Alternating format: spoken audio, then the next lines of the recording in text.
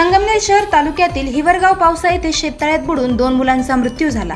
हा प्रकार अकस्मात मृत्यूचा नसून मुलांचा घातपात झाल्याचा संशय तेथील ग्रामस्थांनी व्यक्त केलाय।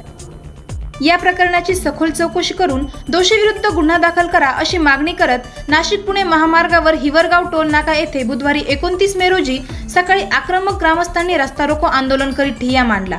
यावेळी आंदोलकांकडून प्रशासनाला मागणीचे निवेदन देण्यात आले।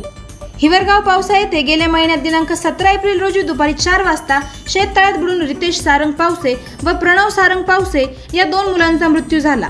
मात्र हे मृत्यू अकस्मात नसून पूर्णतः घातपाताचा प्रकार असल्याचा आरोप संतप्त आंदोलकांनी केला।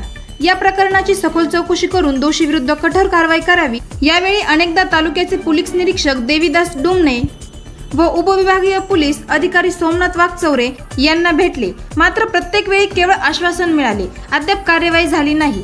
या पार्श्वभूमीवर हिवरगाव ग्रामस्थांनी बैठक झाली। 2 मुलांच्या मृत्यू प्रकरणी पोलीस उपाधीक्षक सोमनाथ वाघचौरे व पोलीस निरीक्षक देवीदास डुमने यांची भूमिका संशयास्पद आहे अशी नाराजी व्यक्त करीत ग्रामस्थांनी रास्ता रोको आंदोलन केले। यावेळी हे दोन्ही अधिकारी उपस्थित नसल्याने ग्रामस्थांनी संताप व्यक्त केला। या आंदोलनाची दखल न घेतल्यास येत्या 6 जून रोजी तीव्र आंदोलन करण्याचा इशारा ग्रामस्थांनी दिला।